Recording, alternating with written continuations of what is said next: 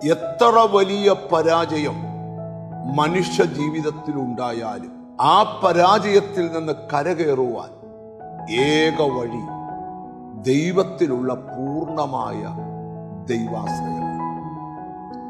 നിങ്ങൾ നിങ്ങളോട് തന്നെ ചോദിക്കണം, ദൈവത്തിലുള്ള ആശ്രയം എങ്ങനെയുണ്ട്? ബൈബിൾ പറയുന്നത് മനുഷ്യരിൽ ആശ്രയിക്കരുത്, സഹായിപ്പാൻ കഴിയാത്ത പ്രഭുക്കന്മാരിൽ ആശ്രയിക്കരുത്, സഹായിക്കാൻ കഴിയുന്ന ദൈവത്തിൽ മാത്രമേ ആശ്രയിക്കാവൂ.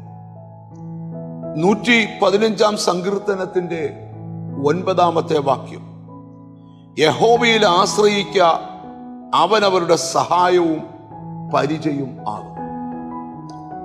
ഇവിടെ സങ്കീർത്തനക്കാരൻ പറയുക, ഒരു മനുഷ്യനിൽ ഉണ്ടാകുന്ന ദൈവാശ്രയം, ആ ദൈവത്തിൽ ആശ്രയിക്കുന്നവന് ദൈവം എക്കാലത്തും സഹായകനാണ്, പ്രതിസന്ധികളിൽ ഒരു പരിചയമായിട്ട് അവന് വെളിപ്പെടുകയാണ്. യുദ്ധത്തിന് കടന്നു പോകുമ്പോൾ നമുക്കറിയാം, യുദ്ധം ചെയ്യാൻ പോകുന്നവന്റെ വലത് കൈയിൽ മൂർച്ചയുള്ളൊരു വാള് കാണും, ഇടത് കൈയിൽ അവനെ ആക്രമിക്കാൻ വരുന്ന ശത്രുവിന്റെ ആയുധങ്ങളെ തടയുന്ന ഒരു പരിച കൈയിൽ കാണും. ആ പരിചയമുള്ള കാലത്തോളം അവനെതിരെ വരുന്ന എല്ലാ ആയുധങ്ങളെയും ആ പരിച തടഞ്ഞു നിർത്തും. അതേ ആശയത്തിൽ തന്നെയാണ് സങ്കീർത്തനക്കാരൻ വെളിപ്പെടുത്തുന്നത്. ദൈവത്തിൽ ആശ്രയിക്കുന്ന നിനക്ക് ദൈവം ഒരു പരിചയമാണ്.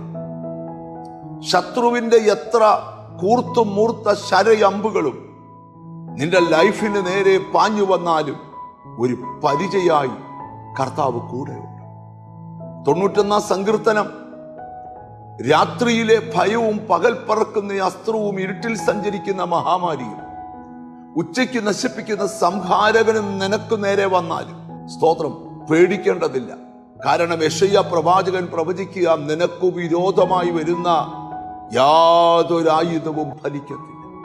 നിങ്ങളുടെ ജീവിതം തിരിഞ്ഞു നോക്കിക്കേ, എത്രയോ വട്ടം ദൈവം ഒരു പരിചയമായി, ഒരു സഹായകനായി നിങ്ങളുടെ കൂടെ നടന്നിട്ടുണ്ട്. അതിന്റെ പിമ്പിലെ ആത്മീകമായ സന്ദേശം എന്താണെന്നറിയാമോ? പൂർണ്ണമായ ദൈവാശ്രയം. നിങ്ങളുടെ ദൈവാശ്രയം എങ്ങനെയുണ്ട്? നിങ്ങൾ നിങ്ങളെ തന്നെ വിലയിരുത്തിക്കുക. പൂർണ്ണമായൊരു ദൈവാശ്രയം ഉണ്ടെങ്കിൽ സഹായകനായി, പരിചയമായി എൻ്റെ കർത്താവ് കൂടെയുണ്ട്. അങ്ങനെ വിശ്വസിക്കാം, അങ്ങനെ പ്രാർത്ഥിക്കാം.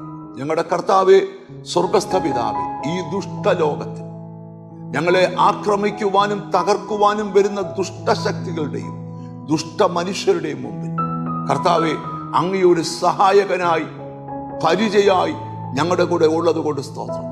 പൂർണ്ണമായി അങ്ങയിൽ ആശ്രയിച്ചു ഞങ്ങളുടെ ഹൃദയം യഹോവയിൽ ആശ്രയിച്ച് ഉറച്ചിരിപ്പാൻ കർത്താവ് കൃപ ചെയ്യണമേ എന്ന് പ്രാർത്ഥിക്കുന്നു. എന്നോട് ചേർന്ന് പ്രാർത്ഥിക്കുന്ന മക്കൾക്ക് വേണ്ടി പ്രാർത്ഥിക്കുന്നു. നിന്റെ നാമം ചൊല്ലി പിതാവിന്റെയും പുത്രന്റെയും പരിശുദ്ധാത്മാവിന്റെ നാമത്തിൽ അവരെ അനുഗ്രഹിച്ച് പ്രാർത്ഥിക്കുന്നു. യേശു ക്രിസ്തുവിൻ നാമത്തിൽ തന്നെ ആമേൻ. നിശ്ചയമായും സഹായകനായി, പരിചയമായി കർത്താവ് കൂടെയുണ്ട്. പൂർണ്ണമായി ദൈവത്തിൽ ആശ്രയിക്കുക. God bless you.